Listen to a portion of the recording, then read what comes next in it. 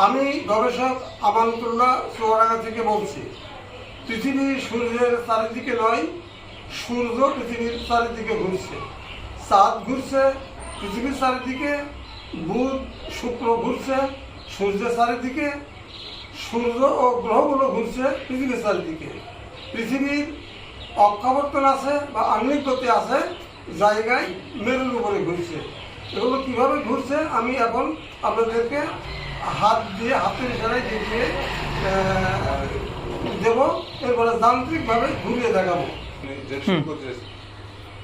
এটাকে চাঁদ কল্পনা করা হয়েছে, এটাকে বুধ কল্পনা করা হয়েছে, এইটা শুক্র কল্পনা করা হয়েছে, এইটা সূর্য কল্পনা করা হয়েছে, আর বাইরের দিকে এইগুলো গ্রহ কল্পনা করা হয়েছে। এখন আমি এগুলো ঘুরিয়ে যান্ত্রিকভাবে ঘুরিয়ে আপনাদেরকে দেখাবো। চাঁদ পৃথিবীর চারিদিকে ঘুরছে, আপনারা দেখছেন চাঁদ পৃথিবীর চারিদিকে ঘুরছে। এখানে বুধ ও শুক্র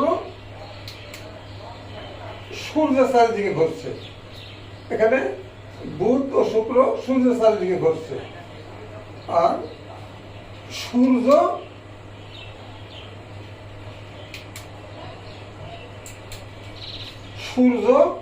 ও গ্রহগুলো পৃথিবীর চারিদিকে ঘুরছে। পৃথিবীর আহ্নিক গতি আছে, জায়গায় মেরুর উপরে ঘুরছে। আমি প্রায় 29 বছর গবেষণা করে সূর্যের 12টি বার্ষিক গতির প্রমাণ পেয়েছি। সূর্যের বার্ষিক গতি রয়েছে, তার 12টি প্রমাণ পেয়েছি, যা আমাদের পৃথিবী কেন্দ্রিক বিশ্বতত্ত্ব বইয়ের 2য় সংস্করণে দেখানো হয়েছে। এখানে অনেকগুলি মডেল আপনারা দেখছেন।